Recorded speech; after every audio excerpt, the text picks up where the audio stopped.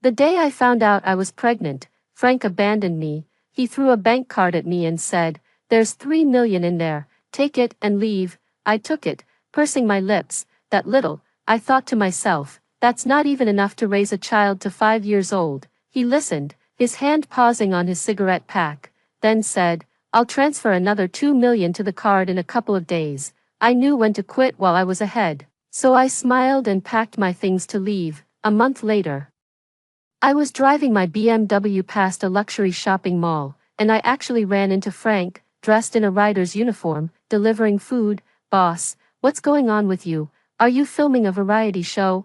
I wasn't afraid of embarrassing him, so I went straight up and asked. Frank scanned me up and down, then sighed. "Actually, a month ago, I went bankrupt. I can't afford to keep you anymore. I was afraid you'd despise me. That's why I sent you away." I blinked, utterly bewildered.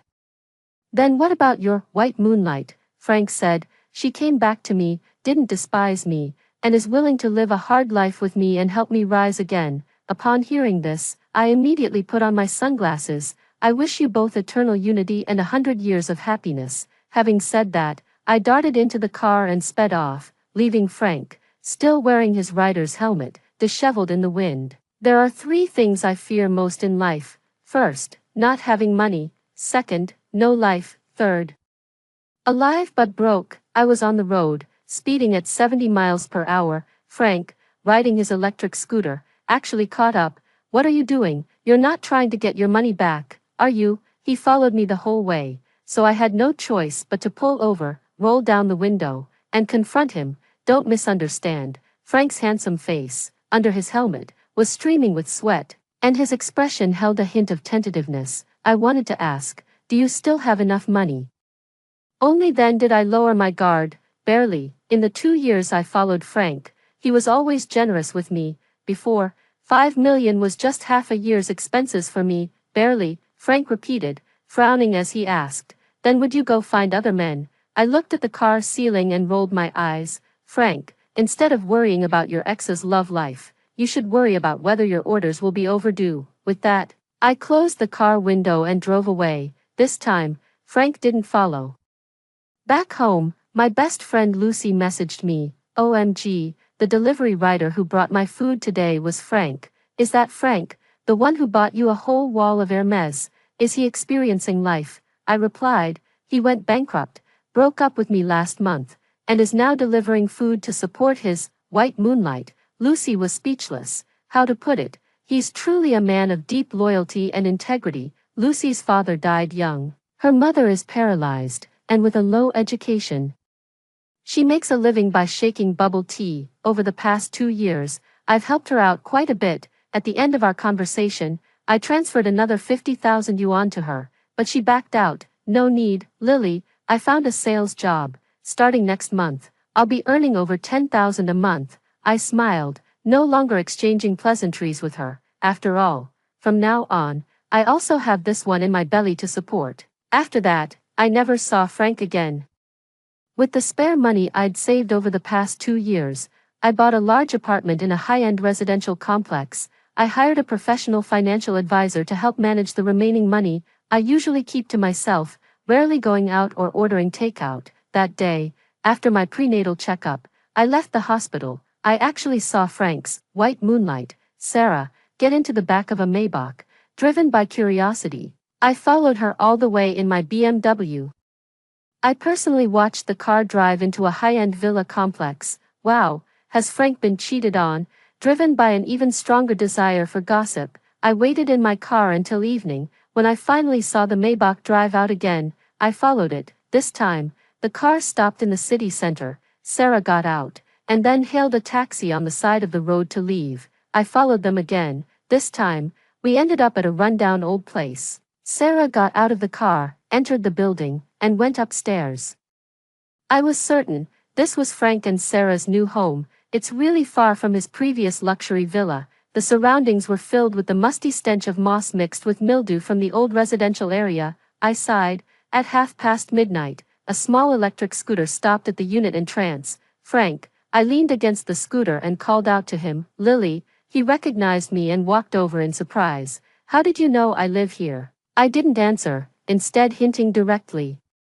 You should really be nicer to Sarah, but he clearly didn't understand, raising the plastic bag in his hand and saying, I'm really good to Sarah. Whenever I find leftover meals while delivering takeout, I always bring them back for her to eat. My gaze shifted to the bowl in his hand, a clump of mushy wontons, then back to him. I couldn't help but give him a look that said, Are you out of your mind? Guess I talk too much. I chuckled and quickly left again. I suspect Frank got possessed after becoming poor. I'd better keep my distance, lest my kid gets influenced by his weirdness, but I never expected that even though I didn't provoke them, Sarah would come knocking at my door instead. She directly knocked on my door and demanded I return the money. Frank is living in poverty, while you seem to be doing quite well. She walked in without even taking off her shoes, sat directly on the sofa, and looked around. Did he give you $5 million before he went bankrupt? Do you know how much debt he's in now? If you have any conscience left, return the money. Without saying another word, I called Frank and started with, Frank, was it you who sent Sarah to ask me for money? The person on the other end of the phone paused for a moment. When he spoke, his voice was deep. Sarah went to see you. I didn't know about this.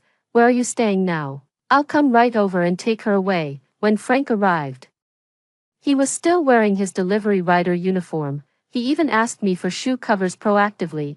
I said it wasn't necessary and told him to hurry up and take her away. He said, You're germophobic, I'd better put it on. Seeing this, Sarah let out an angry, cold laugh. You don't need to come in, I'll go out myself. Picking up her bag, Sarah walked past him and accused him bitterly. Frank, when you're at home, so tired you collapse onto bed without even taking off your shoes. When your socks are flung everywhere, did you ever think about me the way you think about Lily? With that, she ran off in tears. I stood leaning against the entryway with my arms crossed, Frank and I exchanging bewildered looks. After a long silence, I finally sighed and said, Anyway, you still need to pay attention to hygiene. Frank withdrew his gaze from outside the corridor and gave me a complicated smile. But Lily, I've been too exhausted lately to care about these details. Hearing this, I sighed. I told you so. I'm afraid of poverty. Even someone like Frank, a dignified and proper eligible bachelor, saw his hygiene habits plummet after losing his money. But why do I always feel that Frank's recent behavior carries a hint of strangeness? Maybe it's just my pregnancy making me prone to wild thoughts. The next day, I transferred $200,000 to Frank's bank account. P.S. Never again. The price of a soft heart is too high. If I keep feeling sorry for others every time, who will feel sorry for me? A single mother. After transferring the money, I finally took a peaceful nap upon seeing the balance in my bank card. But ever since Frank found out my home address, takeout orders I never placed would mysteriously appear at my doorstep. Sometimes, it was supermarket deliveries, vegetables, fruits, fish, meat, eggs, milk. Sometimes, it's sweet desserts and cakes. Sometimes, it's milk tea or coffee. Sometimes, it's various feasts, Japanese cuisine, grilled fish, hot pot, barbecue. None of these are particularly expensive, but they're all things I love to eat. If it weren't for Frank messaging me every time saying he ordered it, I'd think someone was trying to poison me. I know he's probably doing it to thank me for giving him $200,000, so every time, I graciously accept it, while enjoying it.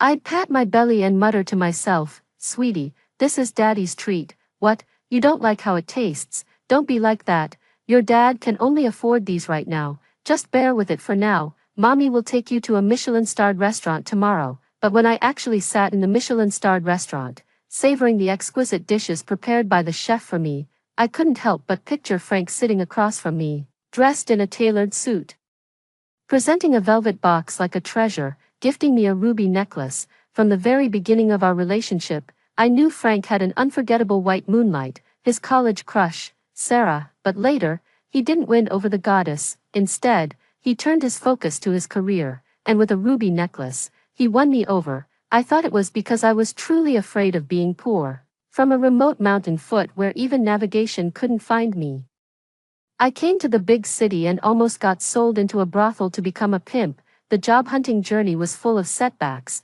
exposing me to the complexities of human nature. I met both good and bad people, so when Frank opened the velvet box and said to me, Lily, stay by my side, I agreed without hesitation. When I saw Sarah's solo photo, long treasured in his desk drawer, I wasn't that upset. Sarah's features and mine aren't very similar, it's just that we happen to share a type.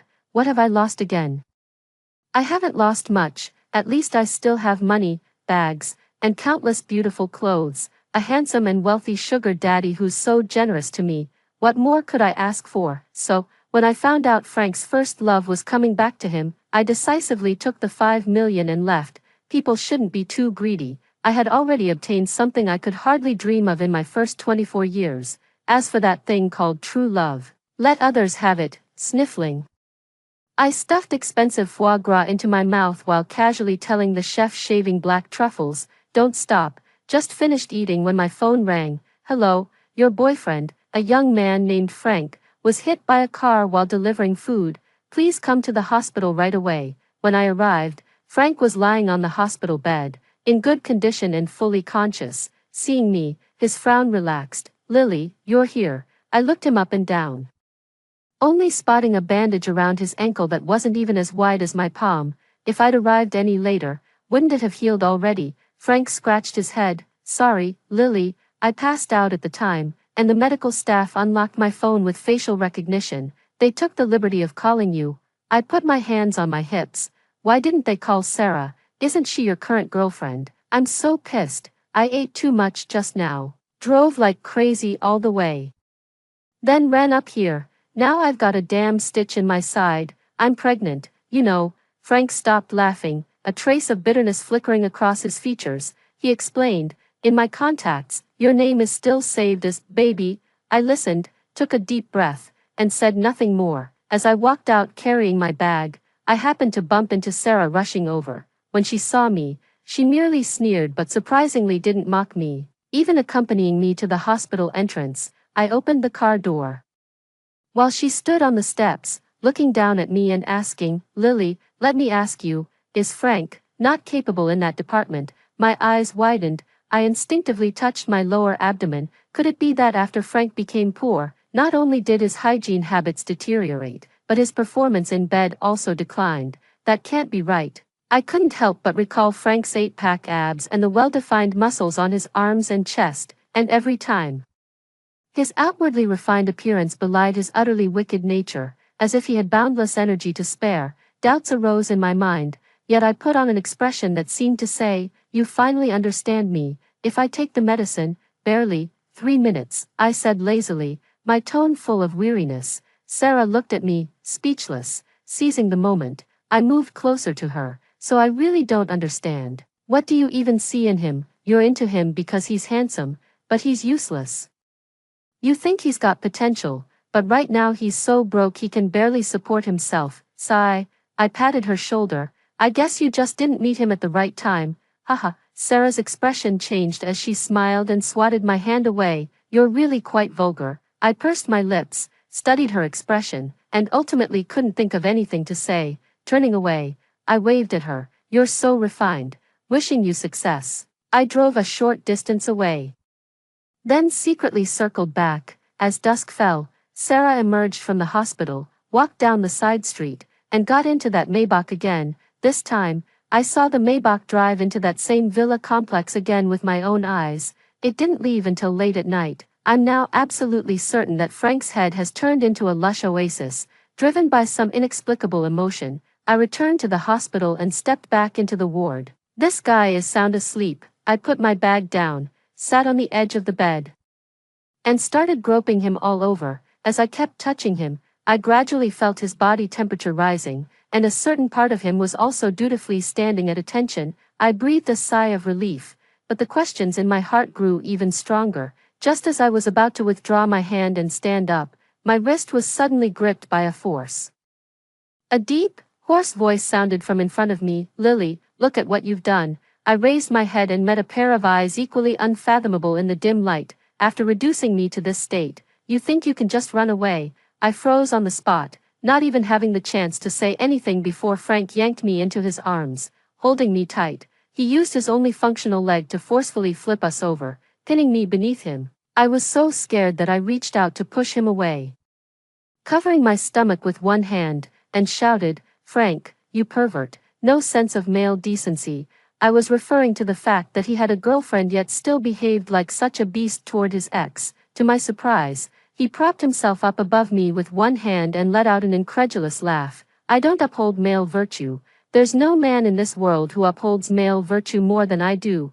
Then why don't you step aside? I placed my elbow horizontally against his chest, adopting a defensive stance, yet he showed no intention of moving aside. Instead, he looked me up and down with those eyes that could make even a dog feel adored. To make matters worse, he reached out to touch my face, then slid his hand down and pinched my waist. Trembling with fear, I heard him click his tongue disapprovingly above me. Have I been ordering too much takeout for you lately? I think you've gained quite a bit of weight. My scalp tingled as I covered my slightly rounded belly, nearly 3 months pregnant, blinking nervously. Fat, sounds like you're just jealous I'm doing well. I looked at Frank's face, which had noticeably thinned, making his already sharp features even more pronounced. Steeling myself, I pushed him away with some force and sat up. All right, now that I know your body's fine, I can rest easy. I was worried I might have broken you these past couple years. Frank leaned back on the bed with his hands supporting him, gazing at me with clear, gentle eyes. That tender smile at the corner of his lips sent shivers down my spine. I was about to stand up, but he leaned in again and hugged me from behind. Are you done yet? I protested, ready to elbow him. I really don't want to be caught in the act here. Frank gently blocked my movement, dissipating my force, his arm encircling my waist, his chin resting against the hollow of my shoulder. He asked heavily, Lily, how much money do you have left? How long can it last? Hearing this, I sneered coldly. So you're trying to ask me for money again, Frank? Do you think 5 million is a lot? I said through gritted teeth. I know it's not much, Frank said innocently. That's why I'm asking you how long it can last. Rolling my eyes, I deliberately said, 2 months. Damn it, I almost cried as soon as I said it. I'll have to raise the kid well-fed and well-cared for until they're 18. All by myself with this money, not to mention buying them a house and car, and investing in their education. I can't let my child become someone like me, useless to society. Moreover, I might very well lose millions midway because I'm too soft-hearted toward the child's father. Then, Frank's hand tightened around my waist. Before the money runs out, don't go looking for someone else, okay? His earnest and pleading tone caught me off guard. Are you out of your mind? I couldn't help but turn around and glare at him. He's really overstepping his bounds. Frank touched my face and said with a bitter smile, don't hold back these days. Eat what you want, buy what you want. Got it? As if I'm the kind of person who would hold back. Maybe his expression made him seem a bit pitiful. I sighed and patted the back of his hand jokingly. Don't worry, I'm quite skilled at being extravagant and indulgent. Frank raised his thick eyebrows slightly upon hearing this, then shook his head with a faint smile. I immediately stood up, grabbed my bag, and fled in panic. Frank ended up staying in the hospital for half a month. I really couldn't understand it. The bandage wrapped around his foot wasn't even as wide as a sanitary pad. Why does it feel like a fracture that just won't heal? Yet this wretched bone of mine remains uneasy, always sneaking glances at him, almost every time I'd see Sarah keeping him company in the ward, leaning against the doorframe. I watched Sarah feed him homemade bone broth. Frank would look up at her with a smile after every bite he took. He also held her hand and said, Sarah, I'm sorry for making you suffer with me. When I make a comeback, I'll definitely repay you. From their conversation, I learned that Sarah had even asked her parents for money as a subsidy for their living expenses. Sarah's family background was also quite ordinary, with her parents being retired office workers. Sarah sighed and squeezed his hand in return. Don't say that. It's not like I'm after your money. The white moonlight truly lives up to its name. Thinking of this, I actually felt somewhat understanding towards Sarah's suspected infidelity. Frank is such a useless loser, drowning in debt and penniless, only capable of making empty promises and not even putting an effort in bed. No wonder Sarah couldn't take it anymore and sought excitement elsewhere. I shook my head and left the hospital. I decided not to meddle anymore. They're a perfect match. One willing to hit, the other willing to take it. Besides, the only person Frank has left now is Sarah. What should I do if I find out I've been cheated on and can't handle the shock? Feeling suicidal. During this period, I happily focused on nurturing my pregnancy. Lucy has been very busy lately, having started a new job. and often shares stories about the bizarre clients she encounters, knowing I stay at home all day. She occasionally invites me out on weekends and suggests I make more friends. I licked my ice cream cone and gazed at the sky without saying a word. Lately, I've been feeling sluggish, and I just can't seem to muster any energy. It's like there's a hollow space inside me. Oh, by the way, my company is hosting an agent conference in a couple of days. It's a fancy 5-star hotel banquet. We can all bring guests.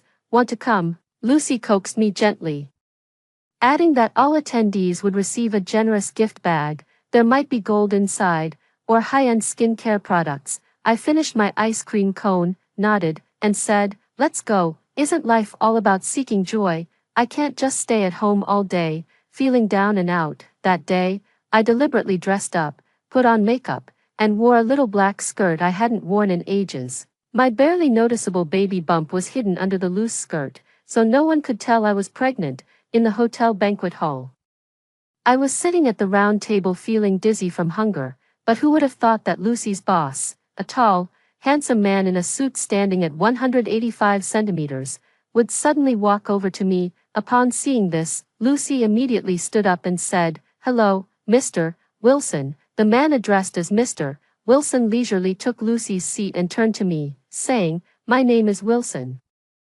I've noticed you for quite a while now. Would it be an honor to get to know you?" Covering my full stomach, I instinctively sucked in my belly. Wilson rested one hand lazily on the table, a silver watch peeking out from his cuff. Vacheron Constantine, a limited edition global release. I swallowed hard and glanced at Lucy. She stood beside Wilson, and after her initial shock, she winked at me with an encouraging look. I looked at the handsome Wilson and smiled. "Sure, my name is Lily, nice to meet you."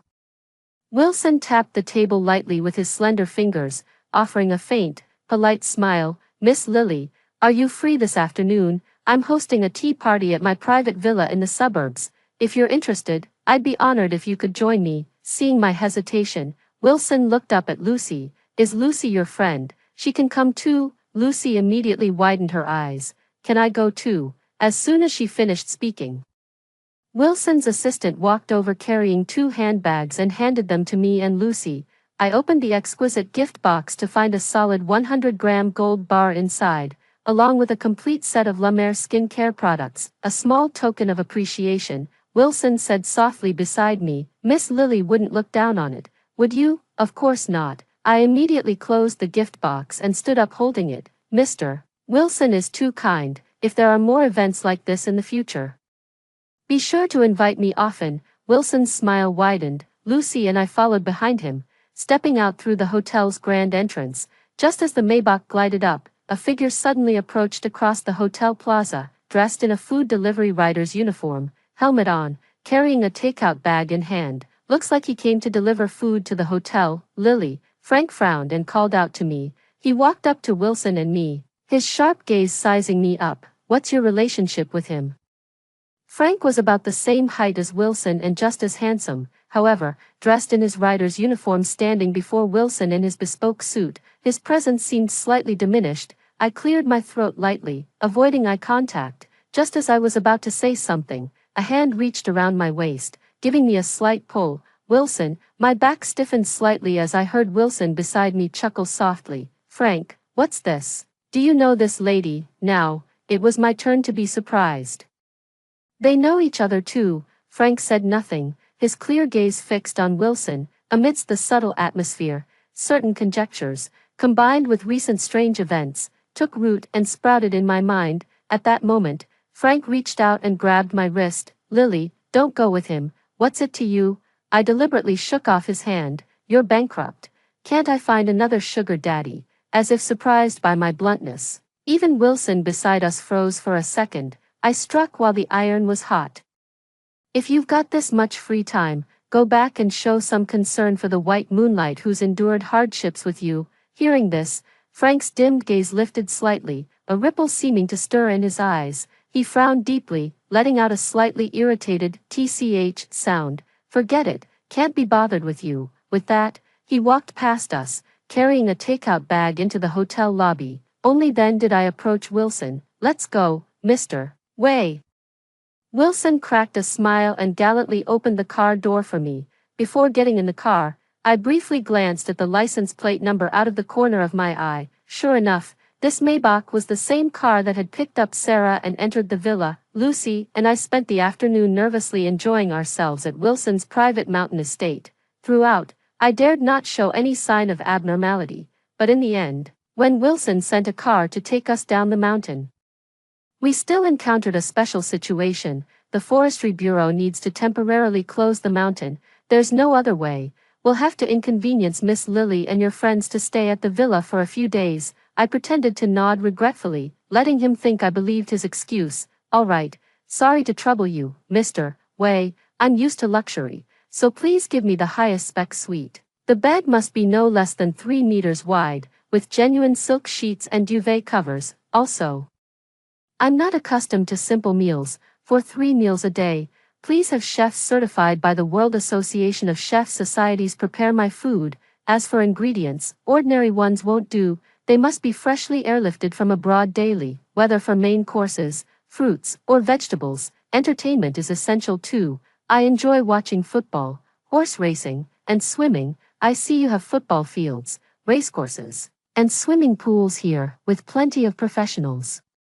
Organizing a demonstration match for me every day shouldn't be a problem, right? Lucy stood behind me, utterly dumbfounded. At this moment, she truly believed that I had been thoroughly steeped in a life of luxury and extravagance. The more Wilson listened, the more pronounced the smile at the corners of his mouth became. Of course, he nodded. We wouldn't dream of mistreating Miss Lily. After Wilson left, I quickly sent a message to Frank, then deleted it and turned off the screen. A few days later, my phone was indeed unexpectedly lost. When Wilson found out, he had someone deliver a brand new iPhone 17 to me. The following period passed peacefully and comfortably, with Wilson never showing up. The entire mountain was under tight surveillance by uniformed personnel and vehicles. I remained completely at ease, spending my days either wandering aimlessly or indulging in food and entertainment. In just half a month, I gained 5 pounds. But Lucy seemed unable to stay still any longer. That evening, she deliberately came to find me. Lily, she said timidly, sitting beside me but not daring to meet my eyes, I want to confess something to you. Hearing this, I removed the gold foil face mask I was wearing and sighed. Speak. Lucy pursed her lips. Actually, Mr. Wilson bribed me. That's why I brought you to the distributor conference, so he could lure you up the mountain. I narrowed my eyes as I listened. Lucy lowered her head even further. Do you know why he asked you to do this? I crossed my arms and leaned against the headboard as I asked her. I thought he wanted to keep you as his mistress. After saying this, she lowered her head again. I thought that since Frank went bankrupt, I was worried you'd have a hard time, so I agreed to his request. I was stunned. Look at what a great friend she is. Sigh, frustrated, I said. Now, you finally realize his intentions weren't pure, yeah. She scratched her head. He's kept you locked up here for so long but never once entered your room. That seemed off to me, so I decided to come clean. Perhaps noticing my enigmatic expression, she gathered courage to sit closer and asked curiously, Lily, did you already figure something out? I heaved a sigh from deep within my chest. I'm just making conjectures too. We'll probably know in a few days whether my guess is correct. The facts proved my guess was correct. A week later, just after finishing breakfast, I was about to lie down on my 3-meter-wide bed for a morning nap. From halfway up the mountain slope beneath the terrace outside the window, a considerable commotion arose. Not only were there voices, but faint police sirens could also be heard. My heart had just clenched when the suite door was suddenly slammed open with force. I was so scared that I hid in a corner of the balcony.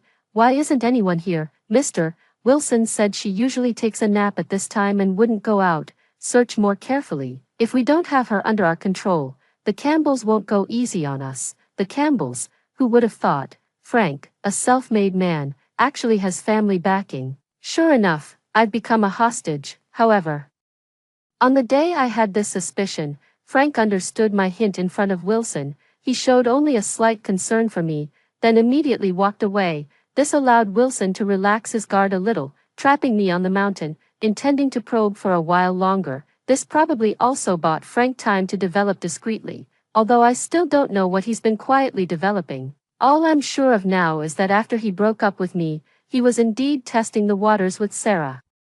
Whether he was pretending to be stingy, or unhygienic, or bad in bed, Sarah surprisingly stuck by him through it all. Adding to that, Sarah had repeatedly gotten into Wilson's Maybach. She was likely Wilson's spy, placed near Frank to try and get something from him. All the suspicions, at this moment, formed a closed loop. I took deep breaths. The people inside were still rummaging through everything, looking for me. I looked down. The terrace was about 1.5 stories above the ground. Below it, there was a hedge. Be a little flexible, move slowly along the low eaves. That should be fine, right? I clutched my slightly bulging belly, having made some kind of decision. Only the strong are worthy of being my children. I stood up, just about to climb down, when from inside, the sound of fists meeting flesh reached me. Immediately after, the patio door was pulled open. My heart pounded. I dared not look back, and with one leg, I swung myself over the railing.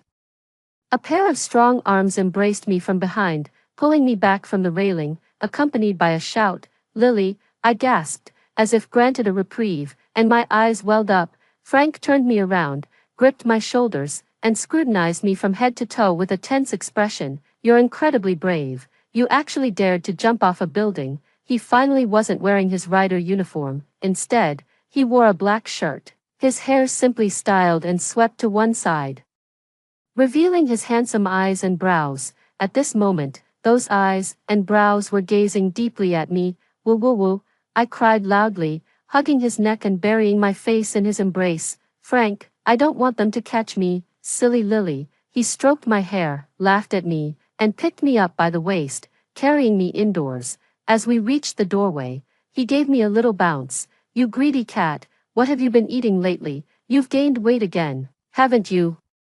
I pouted and snuggled into his arms. "Just simple stuff, nothing as good as the takeout you order for me." Frank raised an eyebrow. "Simple stuff? You've almost eaten them out of business." Knowing he was exaggerating, I didn't argue with him. I snuggled into his neck and whispered, "Frank, I'm pregnant." The man stopped, froze for a few seconds, then looked at me with surprise and joy, and asked excitedly, "Lily, when did you find out?" My finger traced circles on his exposed collarbone. "The reason I left so decisively back then was because I needed to use your money to raise our child.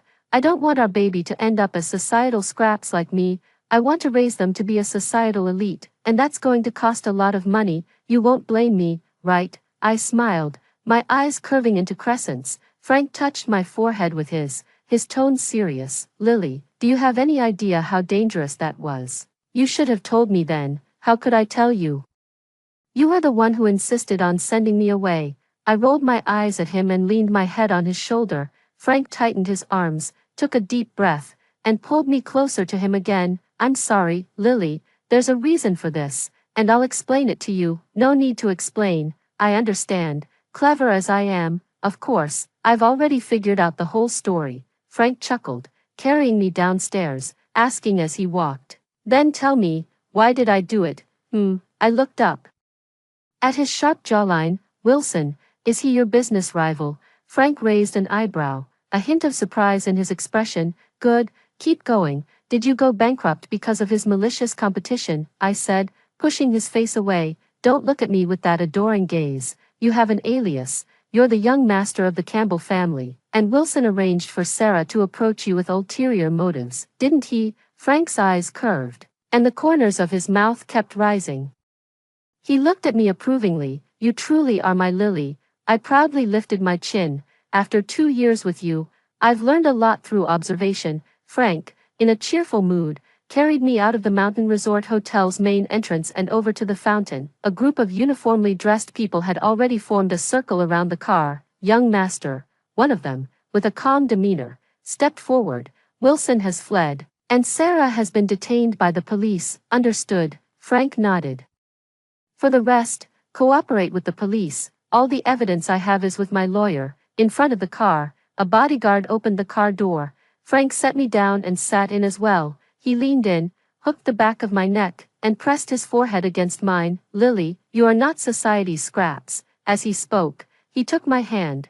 "You are intelligent, but you lack the capital to rely on, which makes merely surviving exhaust all your strength." from now on, I won't let you suffer anymore. A kiss, warm and moist, flowed between their fingers. I will be your support, always. Within a month, Wilson was formally arrested on suspicion of unfair competition and trade secret infringement. Sarah, as an accomplice who was instructed, was given a suspended sentence due to her good cooperation and active provision of evidence. Seeing the news, I counted the days. It really hadn't been more than 2 months since I last went to the hospital and laid my hands on Frank, wife. You don't know how scared I was then. That night, Frank held me, his voice muffled. I was really afraid that after 2 months, when the money ran out, you'd be taken away by someone else. I was half asleep and mumbled in response, I'm not that kind of person. He held me tighter, breathing against my neck. Seeing you with Wilson. My heart almost stopped. If you hadn't deliberately said those harsh words to remind me, I might have lost my composure right then and there. Even if it meant revealing my true identity in public, I would have snatched you away. I burst out laughing, instantly wide awake. The heir to the Campbell Group, who is strategic and refined by day, is a clingy, affectionate person by night. When my belly was 5 months old, Frank and I had a grand wedding of the century, the moment my veil was lifted.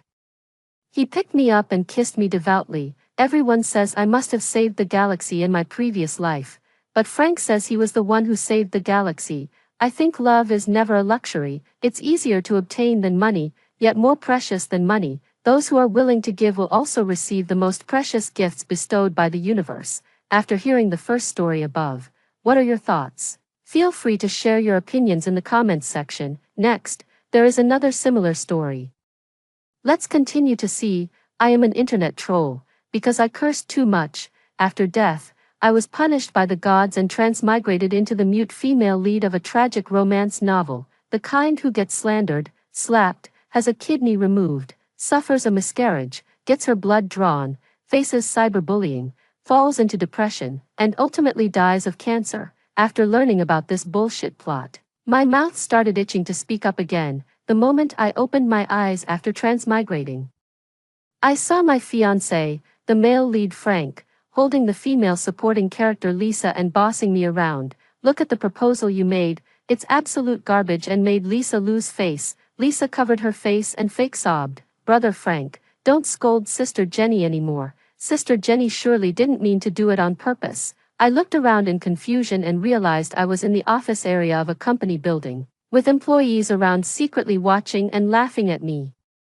Binding my system to prompt the plot in my ear, Lisa stole Jenny's proposal and passed it off as her own, but she couldn't even understand it. During the meeting, she misspoke and gave herself away, getting scolded by the chairman. The male lead, in order to defend the little green tea, is now attacking his fiancée. Finally, the system says, host, as long as you obediently follow the plot and endure the suffering, you'll be freed once the novel concludes. I nod to the system to show that it's no problem. This segment, the little green tea's failed scheme and Frank's love-driven betrayal of his fiancée, is a classic trope in angst romance novels. I'm familiar with it, watching the male lead and the female supporting character still bickering endlessly. I opened my mouth and started roasting. You must be quite the chef, sis. Your skills at adding fuel to the fire are top-notch. And you're a master at shifting blame, with that level of expertise. You should be the head chef at a fancy restaurant. Isn't it a bit of a waste to be a spare tire for a broken-down car? The system was shocked, everyone else was stunned, but Lisa instinctively retorted, what are you talking about? I said, can't hear me clearly. Should I carve it on your tombstone for you? You don't even have enough brain capacity to match the amount of earwax in your ears, yet you dare to fight for tasks. You take on tasks but can't even handle them yourself. Are you practicing performance art or something? Have you even learned how to open a PPT? Have you figured out how to type on a keyboard? I could give a pig a computer and it'd manage to type out a couple of words, but you can't even do that, can you? I suggest you go back and redo your 9 years of compulsory education. Lisa's tears fell in torrents. This time, she was genuinely crying. Frank trembled with rage, stomping his feet and shouting, shut up, no matter what, Lisa is still your sister. How could you be so vicious to her? Oh, I haven't even started on you yet. I turned my fire toward Frank. You're like a toad wearing frog skin, plain on the outside but wild on the inside. You even used the proposal I made to hit on girls, so good at presenting others' efforts as your own. Do you want me to lend you a mother while I'm at it? You're such a hypocrite all the time, must be exhausting for your mom, huh? The room fell into dead silence, and everyone looked at me as if I were an alien. The original female lead, Jenny, is a weakling who only lowers her head and feels wronged when criticized. How could she be as tough as me? But whatever, I'm out of here anyway. I grabbed my bag and turned to leave. The original female lead couldn't bear to part with this lousy man and this lousy job, but I sure can. I finally got a chance to live a second life, and there are so many things I want to do. I don't have time to waste on them. Frank was shouting frantically behind me, Jenny, get back here and apologize, otherwise, the engagement is off. I stopped in my tracks and turned to look at Frank, who wore a confident expression. Get on your knees and apologize to Lisa, and promise you'll never do it again, then kowtow 3 times, and we'll let this go. Frank used calling off the engagement to control the original female lead throughout the story, but would I be afraid of that? I asked sincerely, don't you have a mirror at home, or are you just lacking self-awareness? Everyone was shocked. Frank was shocked. I shook my head regretfully. If I were a scrap collector, I'd definitely find you precious. What a pity, but you and that trash picker next to you would make a perfect pair. She's got strong teeth and isn't picky. You two are a match made in heaven, don't ever separate. Without her, you'd never find someone so shameless. After saying this, I tossed my hair and walked out of the company building feeling refreshed. The system muttered in disbelief. That can't be right. The comments under this novel all say the female lead is timid and doesn't speak up, so how can she talk? I smirked arrogantly. You only read the comments and not the content, didn't you? Serves you right for being careless. After leaving the company, I rushed to the hospital for a checkup.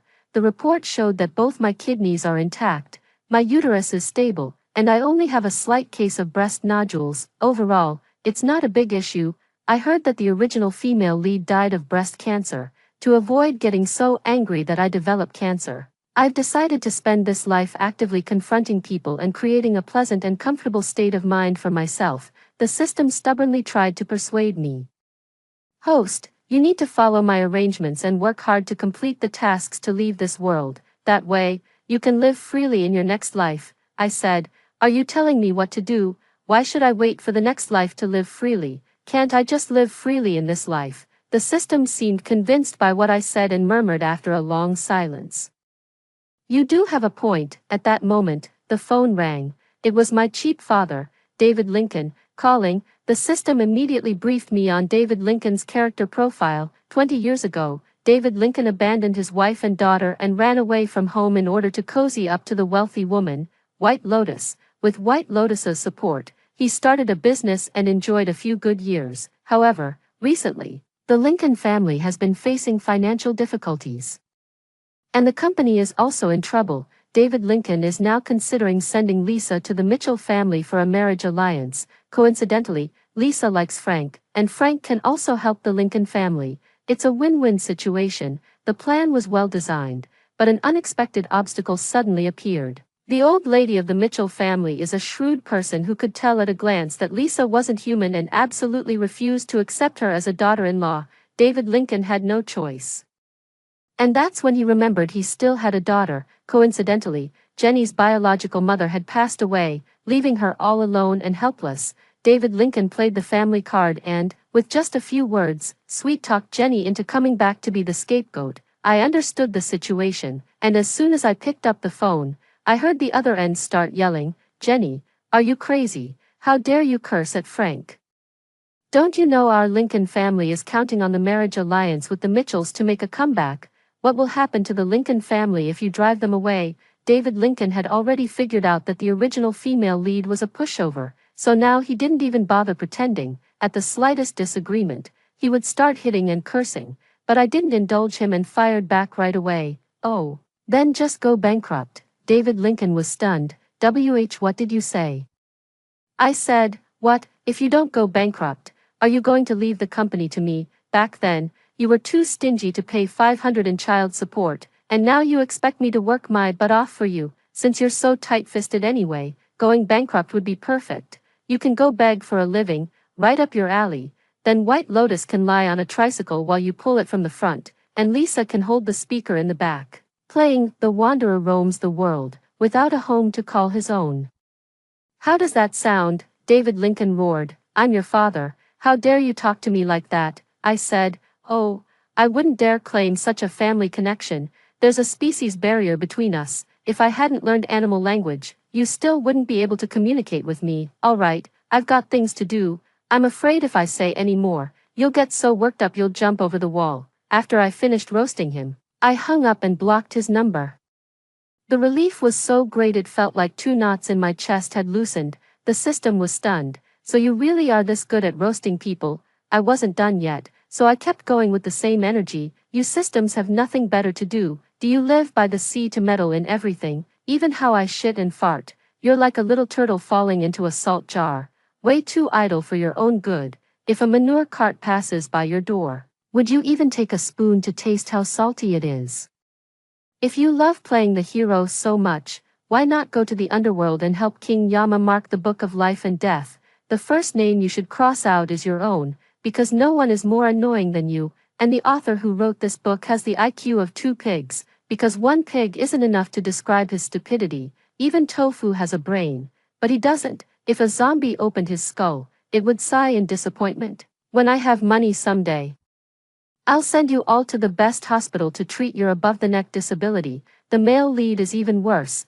While others establish themselves by 30, he's 30 and still acting like a hypocrite. He keeps a harem on the side while whining about how the female lead hurt his feelings. How the hell did I hurt him? Only after the female lead died did he regret it, like a child crying for milk after it's dead, wiping snot after it's reached his mouth, or swerving after the car has already hit the wall. The system flees in panic. Wah, stop scolding us. We were wrong. After leaving the hospital, I went straight back to the original owner's rented apartment to rest. Yes, I, the female lead of a romance novel and the fiancé of a super domineering CEO, still have to live in a rented apartment. What a moral decay. Where is the humanity? Where is the social bottom line? And where is the key? I searched through my bag but couldn't find it. So I started asking the system. The system timidly reminded, this part of the plot is, after being humiliated by Frank during the day, you stayed up late working on a proposal for Lisa. When you got home late at night, you realized you'd lost your keys. You went to Frank for help, but he thought you were deliberately trying to seduce him and kicked you out, leaving you freezing outside. I said, stop. The system was shocked. I glanced at the wall and casually made a call. Hello. Is this the locksmith? The system was shocked. I slammed the phone and banged on the wall. If only the female lead's IQ were as big as her shoe size, she'd know that calling a locksmith is more reliable than relying on a man. There are so many ads plastered all over the wall, practically right in front of her eyes, and she still can't see them. I don't think she should donate a kidney. She should donate her eyeballs instead. That David Lincoln hasn't cared about her for 20 years. And just by playing the victim, she dares to come back and take someone else's place in marriage. I think her brain is either full of shit or piss.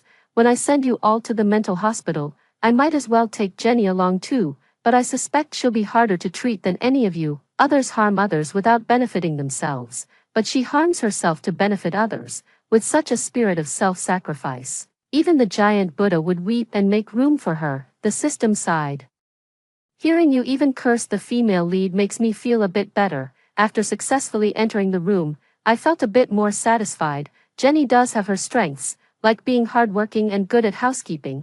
Although the small rental apartment is a bit shabby, she has made it very cozy. I was tired after running around all day and collapsed onto the bed, ready to sleep. The system relentlessly buzzed in my ear. Let me tell you more about the plot, actually. Jenny and the male lead met when they were kids, and the male lead likes Lisa because he mistook her for someone else. Hey, don't fall asleep, I'm serious. The later part where the male lead chases his wife through hell is quite satisfying. You should reconsider. Listening to the system's noisy chatter, I drifted into a deep sleep at some point and didn't wake up until the next morning. When I looked at my phone again, I found several abusive messages, mostly sent by David Lincoln from a different number. Lisa sent a few passive-aggressive apologies with fake crying, while Frank kept his cool and stayed silent. There was no word from HR either. Only a few colleagues I get along with asked about yesterday's situation under the guise of checking on work. I wasn't interested in anything else. So I just screenshotted Lisa's messages and posted them on my public moments with the caption, "Cry me a river, bitch." After that, I freshened up, put on heavy makeup, and planned to go out and have some fun, but then I saw 58 comments under my moments post, with Frank standing out the most. "Get over here to work right now." Oh, I thought he was going to fight with me over Lisa, but it turns out he just wants me to work. But this was expected, I heard from the system last night. The original female lead was diligent and hardworking, and half of the company's business was tied to her. If she really left, it would definitely leave a lot of messes behind. Since they're not kicking me out, I'll just go to work as usual. It seems the female lead has a collaborative project that's almost finished, with a bonus of 50,000 yuan. If I'm going to leave, I'll take the money first and then go. Half an hour later, I arrived at the company right on time. As soon as I stepped inside, the noisy workspace instantly fell silent. Everyone had witnessed my heroic deeds from the day before and was sneaking glances at me. I was about to take my seat when Chandler, the department director who had always looked down on the female lead, came over and stopped me. The system immediately provided me with this person's information. Chandler is Frank's subordinate and Lisa's admirer. Because of these two roles, he often made things difficult for the female lead. I slowly finished reading the materials, and at that moment, Chandler was slamming the table angrily, shouting, "Jenny, how dare you show up for work right on time?" I was speechless. "Then why don't you tear off a layer of your face and lay it at the entrance as a doormat, so I can step on you every day on my way to work? After all, you have so many layers of face. Tearing one off shouldn't be a big deal, right?" One of the employees couldn't hold back and burst out laughing. Chandler was furious. "Stop talking nonsense. I meant you should come earlier. Everyone else in the department arrives early and leaves late, but you," I said, "then I think you should reflect on whether your leadership is inadequate and your work arrangements are unreasonable if everyone can't clock in and out on time. Look at you, delaying me for an hour isn't a big deal, but there are 20 people in the department, which adds up to 20 hours. All those 20 hours were wasted because of your foolishness. Don't you feel ashamed?" Chandler was dumbfounded, and a colleague hiding behind him secretly gave me a thumbs up. I walked up and patted Chandler's shoulder to comfort him, saying, "Don't be too hard on yourself. If there's a problem, just fix it. Nobody's perfect. After all, you evolved later than the rest of humanity, and we can still embrace biodiversity." Chandler angrily brushed my hand away and snapped, "How dare you insult me?" I frowned. "Is this even considered scolding? I haven't even started yet." "Okay." Just as Frank was walking over, Chandler hysterically tattled like a kindergarten child, "Frank, Jenny is way out of line, and she doesn't even respect the Leah." Frank gave him a cold glance. "Professionally, she's not your direct subordinate. Personally, she's my fiancée, the future lady of this company. Does she need to respect you?" Chandler and the onlookers were all stunned. It's no wonder they were surprised. When had the ever-arrogant and domineering Frank ever defended me like this? It was as if the sun had risen from the west. I suspect they all thought Frank might be a masochist, favoring whoever criticized him. I was secretly enjoying the moment when Frank suddenly glanced at me coolly and said, "You, come with me." I immediately smelled a conspiracy. Under the suspicious gazes of everyone, I followed Frank into the office, as expected. The old dog started causing trouble as soon as he closed the door. With bloodshot eyes, he looked at me and said, "Something happened to Lisa." I was so happy that I blurted out, "How could this happen? I hope she's in trouble." Frank completely ignored my sarcasm. He just stared at me intently, his eyes flashing with a complex light. "It's all because of you. Yesterday, you scolded her, and she got so worked up that she fainted and was diagnosed with uremia. You have to take responsibility. As long as you give Lisa a kidney, I'll protect the Lincoln family, and I'll marry you too." I was utterly amazed by his brilliant, Frank-like train of thought and gave him a round of applause. If we're talking about top-tier capitalists, Frank takes the cake. "So, I'm supposed to sacrifice myself and donate a kidney, get nothing out of it in the end, and still thank you for your generosity, huh?" Frank said with great confusion. "Where did you not benefit? You married me." I pulled a few A4 papers from beside his desk. "If we're talking about benefits, let's get down to something concrete. Write an agreement, pledging to give me 50 million in your personal name without any regrets or attempts to reclaim it. After all, I did donate a kidney, in case there are any future complications or side effects that need treatment. 50 million is a friendship price. Frank was furious. Are you obsessed with money? You kept saying you cared about me. But now you just want my money, I said with deep disappointment. Look at you, yesterday you kept saying you loved Lisa, but today, when Lisa is sick, you've changed your heart. You won't even part with a mere 50 million, aren't you just toying with Lisa's feelings? Frank tried to steer the conversation back. Don't change the subject. I was just saying, your feelings for me can't even compare to money. I slammed the table. What feelings are you talking about? It's just a lousy arranged marriage. What more do you want? The air fell silent. Frank stared at me in disbelief for several seconds before finally murmuring, You're not Jenny. At that moment, I really thought I was about to be exposed. Could it be that this fool, who seems like an idiot, is actually a genius? It's not impossible, after all. He is the male lead. But the next second, Frank narrowed his eyes slightly, and his chiseled face revealed a mix of 3 parts indifference, 4 parts sarcasm, and 5 parts mockery. The you right now is just a facade you've put on. Deep down, you're still obsessed with me and unwilling to let go, I said, shocked. Frank, did you think that by acting indifferent, you could attract my attention and favor? How naive. Yes, I was indeed too naive. For the first time, I, who have always been unbeatable in verbal battles, felt mentally exhausted. After all, insulting someone who can't understand a word doesn't bring any sense of accomplishment. My first negotiation with Frank ended on a sour note. At that moment, I was truly speechless. After thinking for a while, I suddenly raised my hand and slapped him across the face, then took advantage of his shock to turn around and run away. The system was so angry it yelled, I told you to follow the plot earlier, but you didn't. Out of the entire story, the female lead only slapped someone once, and you just had to be the one to do it. I wasn't convinced either. What did you say yesterday? Wasn't Lisa faking an illness part of the mid-story plot? How did I run into it as soon as I got here? The system said. How dare you say that? It must be because you recklessly altered the plot, causing the supporting female character to adjust her strategy. I'm warning you. If this continues, your mission is going to fail.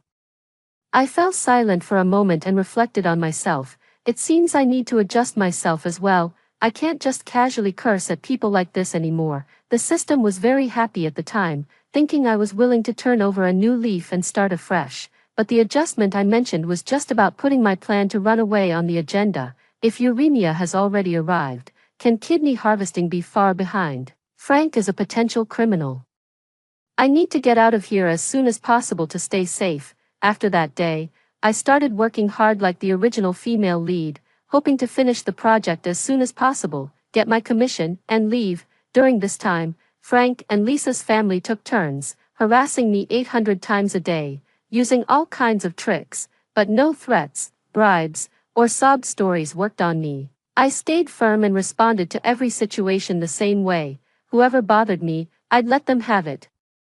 The benefit of doing this is that no one in the company dares to mess with me anymore. Those who admired Frank, flattered Lisa, or took pleasure in suppressing the original female lead no longer dare to cause me trouble. Life has become incredibly smooth sailing. The dog system initially tried to persuade me earnestly to follow the plot. After realizing I was completely unyielding, it started slacking off, doing nothing all day and taking pleasure in listening to me scold people. A week later, the project at hand finally reached its conclusion, and I submitted my resignation letter to the company. Frank, worn out from worrying about Lisa's condition, looked at me for a long moment before finally signing the resignation form with resignation. Hand over your tasks to Manager Lou. At the latest, you can leave in a month. It seems Frank has learned his lesson, knowing that going against me will only get him criticized, so he won't say any more nonsense.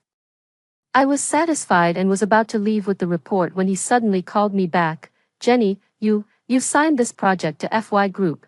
There's a dinner tonight to discuss some collaboration details. You should go. Consider it a good way to wrap things up before you leave. I agreed. Although I may not hold back with my words, I still have professional integrity. I'll do the work that's expected of me.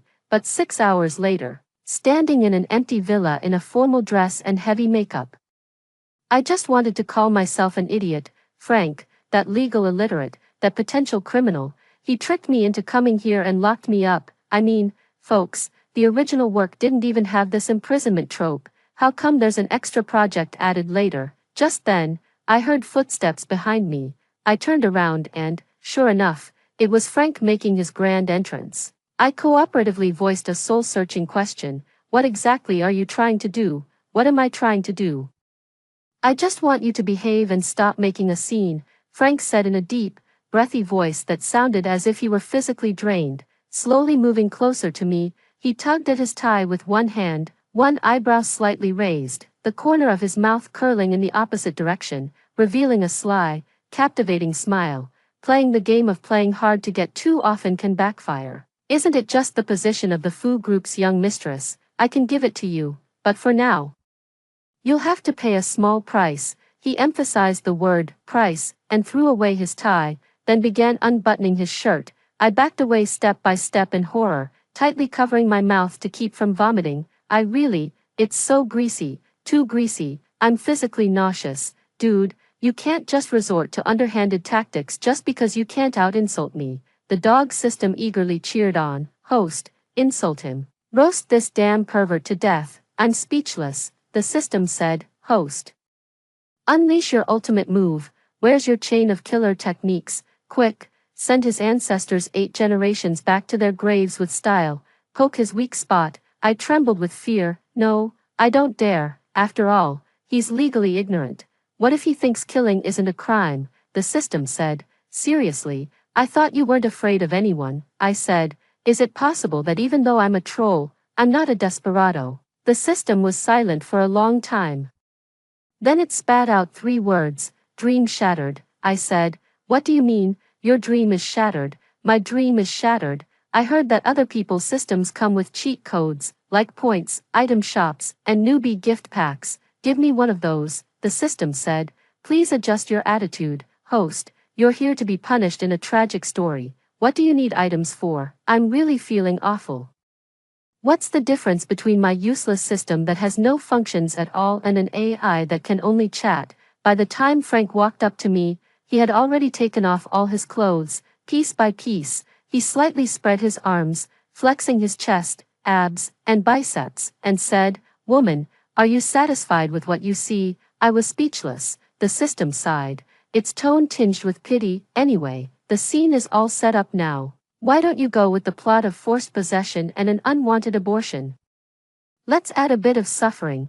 It'll make it easier for me to report to the higher-ups. Before I could respond, Frank stretched out his hand toward me with a cold, arrogant smirk. Just then, the door was violently kicked open with a loud bang. Startled, I took the opportunity to drop to the floor, wailing and throwing a tantrum. Help, assault, I'm going to die. Frank was dumbfounded. And then he was promptly pinned to the ground and subdued by the police who rushed in. But the domineering boss is indeed a domineering boss. Frank still remembered his authority, struggling and cursing angrily. Shift plus tab plus space. This is private property. Who gave you permission to barge in? A young police officer said authoritatively. We received a report from a concerned citizen that you were attempting to commit a crime. Please come with us. As they spoke, they forcibly escorted the completely naked Frank out. The system watched the cursing figure fade into the distance, completely stunned. When did you call the police? I sighed. You see, you're still too naive.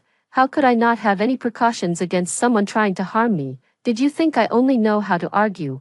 I even brought a tracking device. Okay, I called the police as soon as the villa was locked. Thank goodness the police still exist in this world.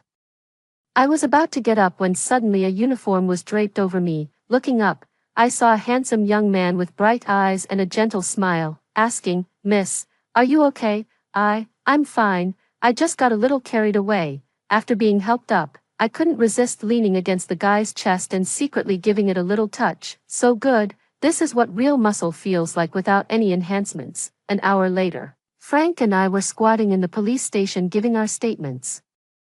Wrapped in a military coat, Frank crossed his long, hairy legs and said to the officer taking notes with an elegant posture, she's my fiancée. What we do in our own home is none of your business. No, he's my brother-in-law. He's been harassing me behind my sister's back. I immediately offered up Lisa's social media feed. Thank you, miss, for providing so much evidence just to provoke me. Which confirms my identity as the sister-in-law, then. The expressions of all the police officers changed when they looked at Frank, probably because they rarely see such a bold move. I wiped my tears weakly. Although I work at my brother-in-law's company, I'd been avoiding him to prevent any suspicion. This time, he tricked me into coming by saying it was a client dinner. If you had arrived any later, I would have. Frank looked impatient. Jenny, that's enough. I already said I planned to marry you. You should know when to stop. The guy with the well-built chest whom I harassed was furious. He slammed the table and said, "Do you have any sense of the law? You can't just marry someone on a whim. What you should do now is show a good attitude and offer compensation to seek reconciliation, not continue to throw a tantrum." Fu, the domineering CEO, instantly flew into a rage. No one in this world can boss the male lead around, not even the police. The government is incompetent. The law is also ineffective. Fu. The domineering CEO slammed the table and stood up, delivering that classic line, "Watch your tone.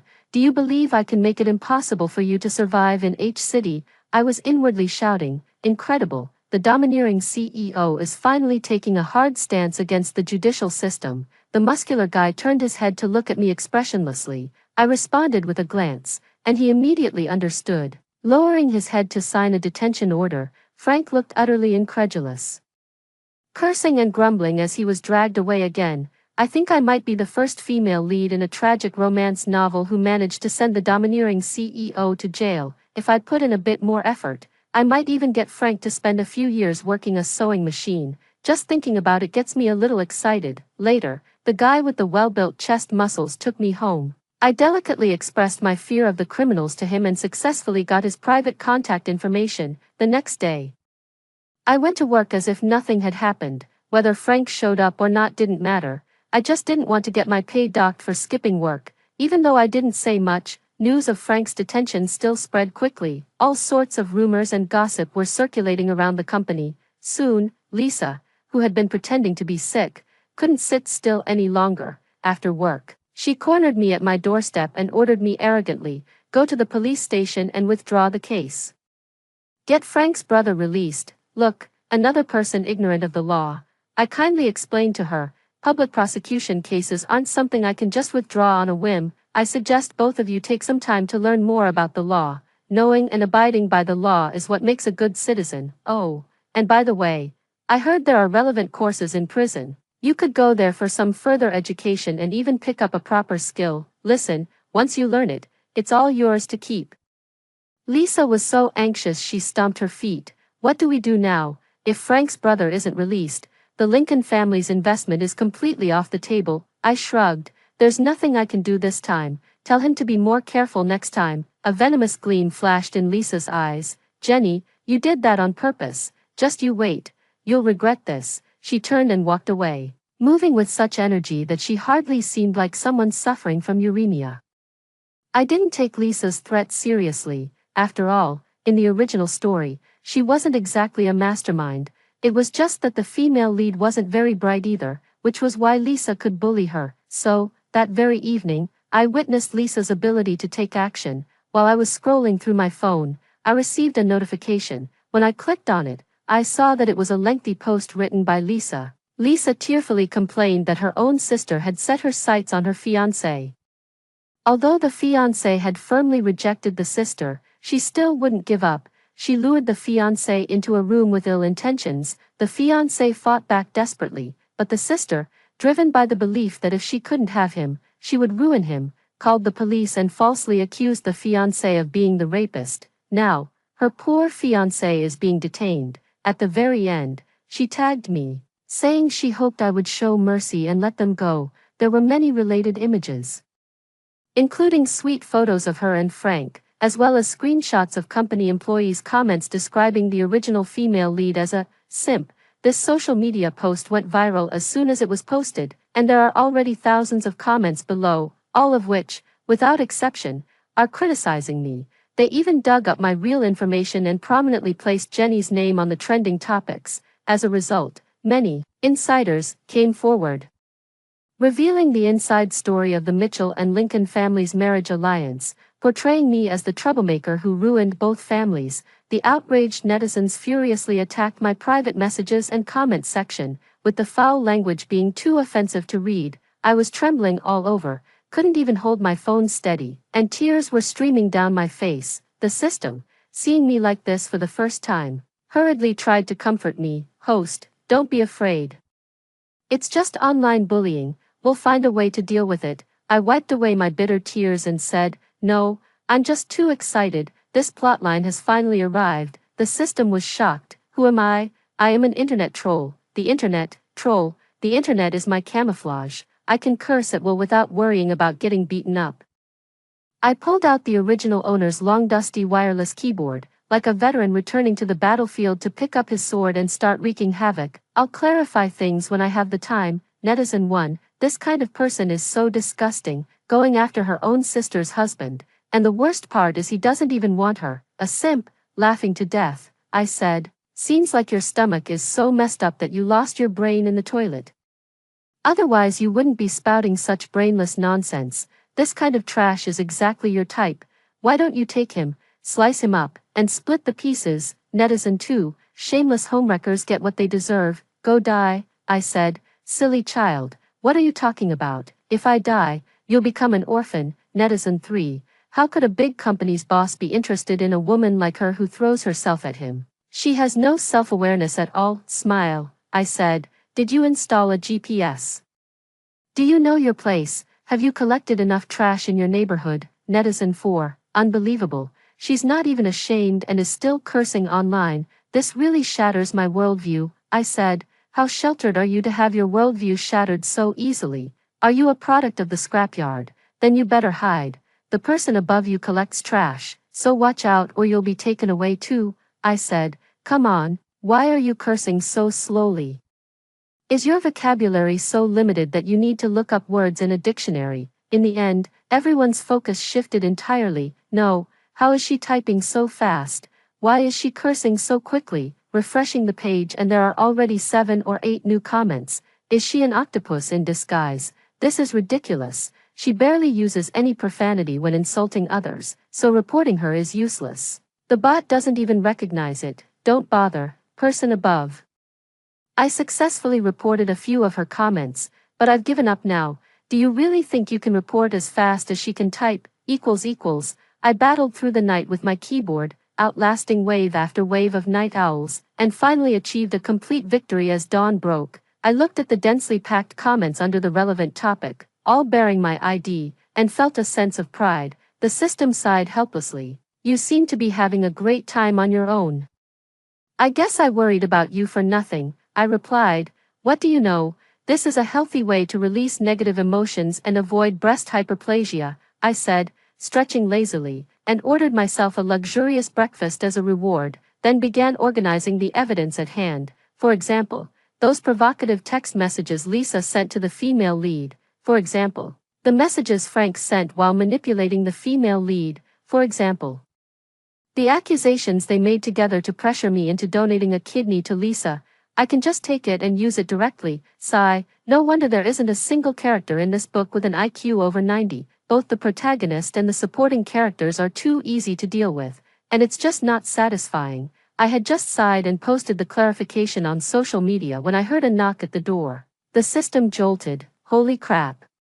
Could it be that you've cursed too much and someone found your address? I didn't dare to open the door rashly and anxiously paced around the room, searching for a handy tool. Before long, I heard a man outside shouting with a powerful voice, "Is anyone there? Who ordered the spicy crayfish?" Me.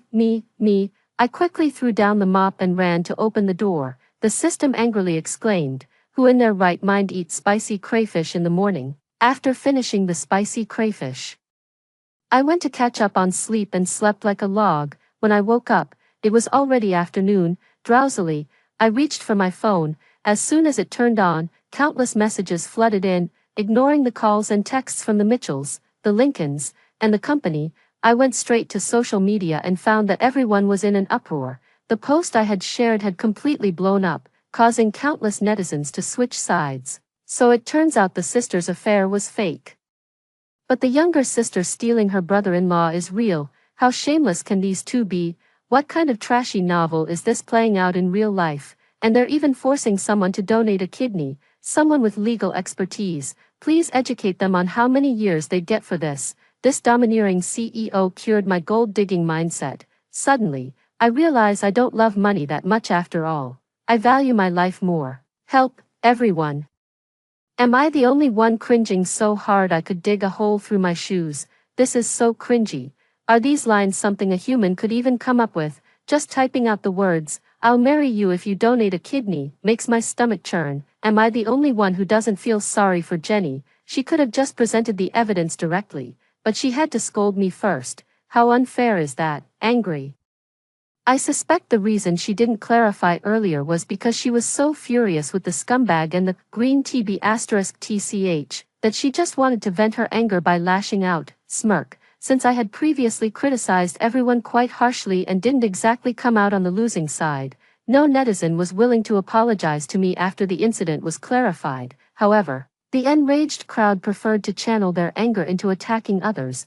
They swarmed into Lisa's account in waves, spewing profanities, forcing Lisa to disable the comments section, so everyone then moved to the official advertisements of the Fu Corporation, lining up to unleash their vulgar insults. Thanks to the efforts of the vast number of netizens, all three of us ended up trending on social media, occupying several hashtags. Hashtag Frank Jenny Kidney Donation Gate, hashtag Marry Me If You Donate a Kidney, hashtag Sister Spray Bottle Kidney Donation, hashtag Sister Spray Bottle Raged All Night, hashtag Sister Spray Bottle Flooded the Square for 6 hours, hashtag I was thoroughly amused and frantically took screenshots to commemorate the moment. Oh my god, they even gave me the nickname Sister Spray Bottle. The internet trolls in this world really have no manners. They're almost as bad as me. The system sighed. This is too outrageous. In the original work, the cyberbullying arc lasted for over 50 chapters. And even after the female lead died, she was still being harassed. But in your case, it didn't even last 24 hours, I said.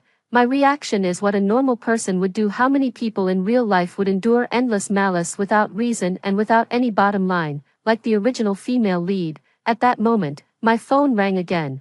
Seeing that it was the company's HR number, I answered, and they immediately told me to pack my things and resign. I guess the online backlash was too intense, and the company couldn't handle it anymore.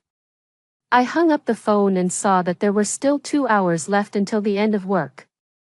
So I quickly hailed a taxi and rushed over. Perfect. While Frank is away, I'll quickly pack up my things and get out of here. But to my utter surprise, as soon as I rushed into the office, I saw Frank reprimanding the employees. He looked exhausted, and the employees didn't dare to make a sound. I was frozen at the door and asked the system in astonishment. Wait, it's only been 2 days. How did he get out? The system said. Let me see. Oh, the plot shows he's been released on bail.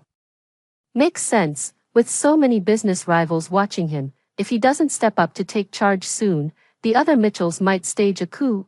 I clicked my tongue in amazement. Tisk tsk, indeed, no matter what world it is, money power is the most formidable. The system gloated again. Actually, Frank was essentially set up by Lisa, I said. What do you mean by that? The system said. Actually, based on Frank's capabilities, he could have avoided filing the case altogether. But at that time, he was so furious with you, and Lisa exposed the issue and caused a scene too quickly. Now, Mitchell's family's stock has plummeted to the Mariana Trench, and with public outrage running high, it's hard to contain the situation. Frank is out of options. As we were talking, Frank suddenly noticed me and said in a low voice, Jenny, come with me. A chill ran down my spine, and I thought to myself, is he going to lure me into his office and crack my head open? After a moment's thought, I secretly turned on my phone's camera. What if, right, after the two of us entered the room alone, the frustration and anger on Frank's face suddenly faded,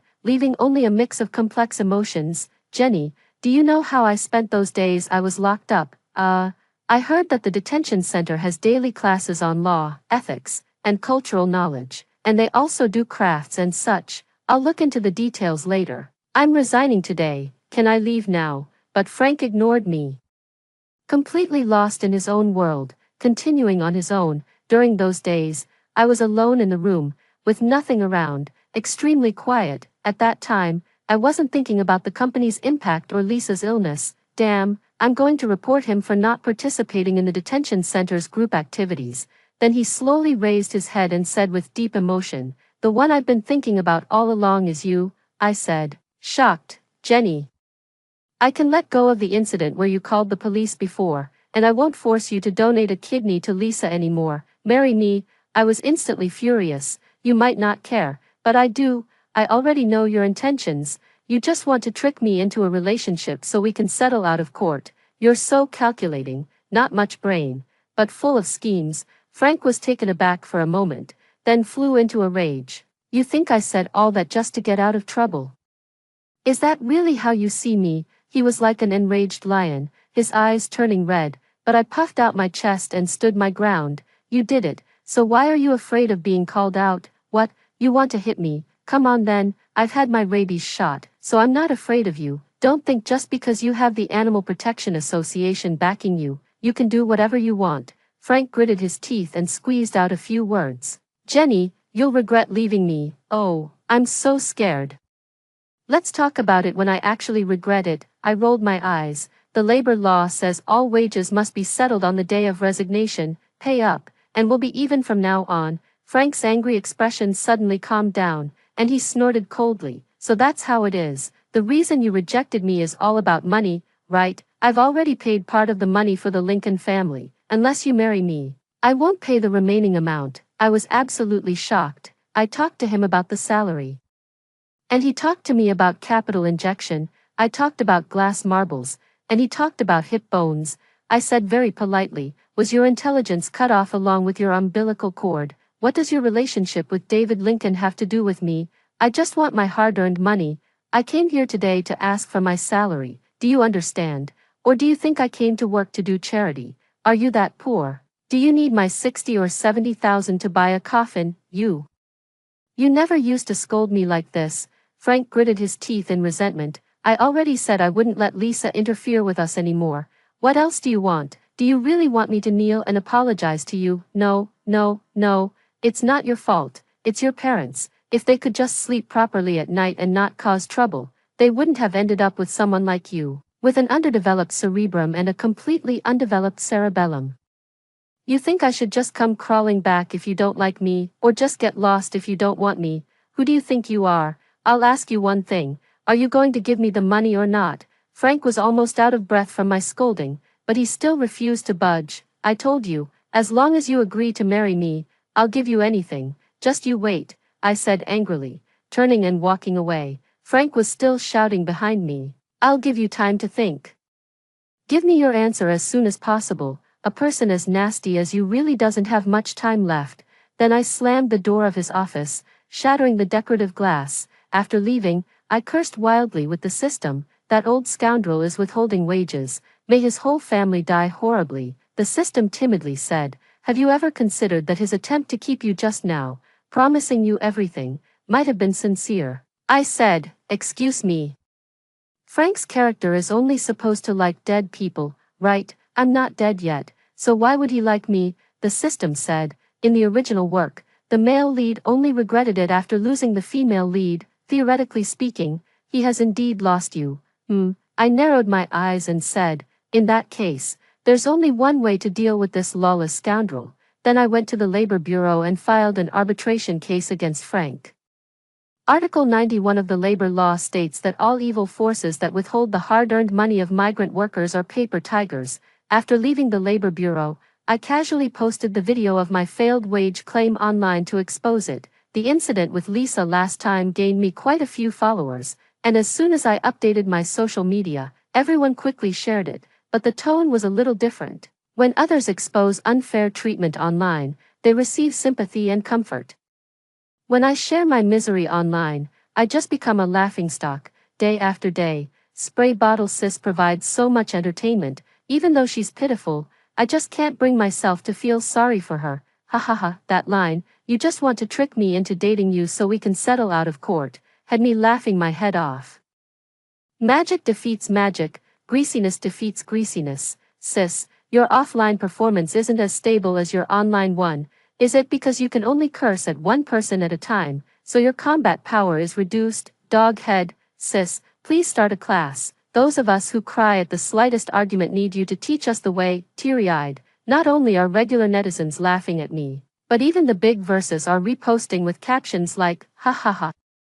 Watching the increasingly cheerful atmosphere online, I started to question my life. I said, this doesn't make sense. Why do so many people rush to defend Lisa when she exposes something, but when I do, all I get is, ha ha ha. The system says, is it possible that you just don't look like the one being bullied? Be honest with yourself. Does a person who can curse at others for 6 hours straight, holding their ground against all comers, really deserve sympathy? I'm tired, let it all burn. Fortunately, these netizens are fair in their judgments. Whether I deserve sympathy or not, it doesn't stop them from disliking Frank. As expected, the official Mitchell Corporation account was flooded with toxic comments. He was already out on bail, and now with this incident, the Mitchell family is in even more trouble. The hashtag #FuCorp wage theft also trended. Many short video creators are making a big deal about the secrets behind capital.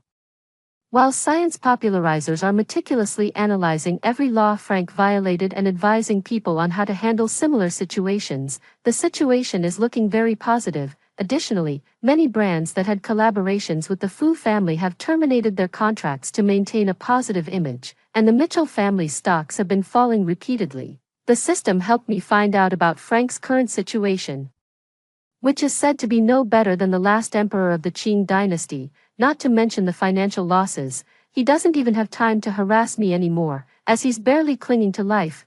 What's even funnier is that Lisa has also run into trouble, since she threw mud at me online last time but ended up being exposed by me instead. She has been hiding and hasn't dared to show her face. She must have been feeling stifled during this time, so she sneaked out to go shopping, only to be spotted and photographed by netizens. Her feigned illness was also exposed, naturally drawing another wave of criticism from netizens, but that's not important. The Lincoln family matter can be set aside for now. What really matters is that I actually received a collaboration offer. The other party is a self-media blogger with 8 million followers who wants to interview me, offering a fee of $300,000 for 2 days. At that moment, I not only doubted the world, but I also questioned my own mental state. Even a troll like me can get gigs like a celebrity. I was flattered and asked what I needed to do, but they told me to just be myself. There was just one thing, try not to swear, as editing it out is quite a hassle. Alright then. The interview recording turned out to be quite successful. Once the video was released, it immediately garnered over 6 million shares. And my newly created account on the platform was flooded with a large number of followers.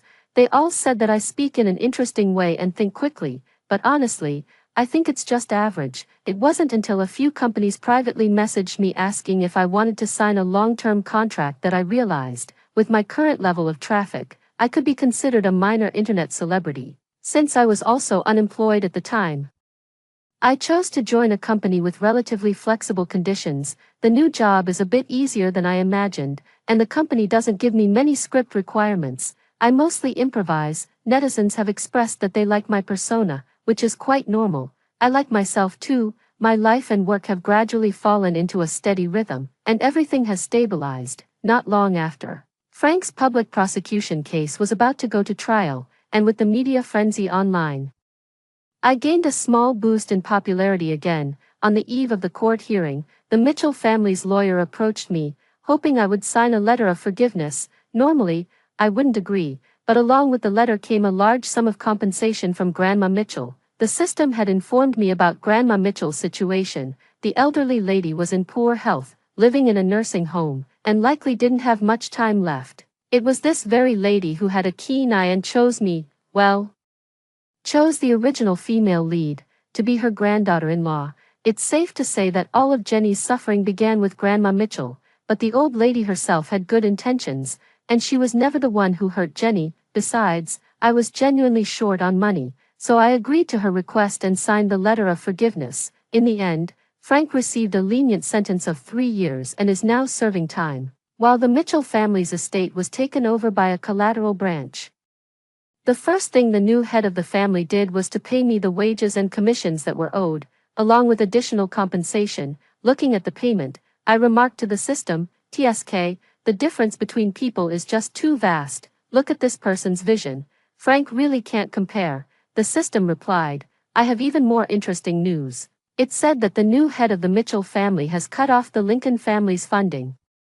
The Lincoln family was already on the verge of collapse, and the funds Frank injected earlier have now gone to waste. I slapped my thigh. That's great, since I don't get a share of the profits anyway, it might as well go bankrupt. Just then, the doorbell rang. I opened the video intercom of my new house and saw David Lincoln standing outside, looking both worried and angry. Speak of the devil and he shall appear. I pressed the talk button and asked, What brings you here, old man? David Lincoln instantly switched to an ingratiating smile, pressing his face close to the camera and saying, Jenny, you're home, I just came by to see you. I clicked my tongue in annoyance. Get to the point, I'm busy. David Lincoln looked awkward for a moment but held back his frustration. Jenny, you know things aren't going well at home, and the project has run into some trouble. You probably wouldn't understand even if I told you. But you're on good terms with the new head of the Mitchell family, right? Could you help set up a meeting so we can talk? If our family business can recover, you'll have played a part in it too. I scratched my ear and said, Shake your brain cells back into place before you talk to me. Who are you calling, we? Don't try to act all chummy with me. What did you say? No way. He still hasn't gotten used to the way I talk. I said, Can't hear me because the signal's bad at the gravesite. Want me to stick an antenna in the dirt for you later? When it rains and a few big lightning bolts strike, maybe you'll even resurrect on the spot. David Lincoln was gasping for breath, unable to speak. Seeing how miserable he was, I softened my tone and comforted him. All right, it's not a big deal even if you really go bankrupt. If all else fails, just find a job. I heard the city's armed police brigade is recruiting police dogs. Your whole family is so human-like. You could give it a try. David Lincoln kicked my door twice in anger and then stormed off. I wonder if he'll come back to harass me after leaving this time. I ended the video and asked the system, quite puzzled, what do you think David Lincoln is thinking? Even if I'm somewhat famous, I'm just a small-time internet celebrity who got popular by accident. The money I make might seem like a lot, but it's actually less than what the driver for the new Frank earns. How could he possibly think I could connect him with the new Frank? Does the author of this story have any logic, or even basic common sense? Have they ever experienced the real world? Did they go to school or take their meds? The system said indifferently, maybe this type of story is purely about suffering for the sake of suffering. The author doesn't care whether the values or logic make sense. I've never understood it anyway. I pouted and said, I don't get it either. And I don't want to understand it in the future. The system said, by the way, your mission has completely collapsed. After you die, your soul will enter the cycle of reincarnation like everyone else. Don't you regret it at all? I retorted, isn't it a good thing to follow the same path as most people? I do like to be unconventional in what I do, but when it comes to life and death, it's better to go with the flow. The system chuckled, you're right, I wish you a pleasant life in this world. After hearing the two stories above, what are your thoughts? Feel free to share your opinions in the comments section. Looking forward to hearing from you. If you liked this story, don't forget to like it, share it, and subscribe to my channel. See you next time.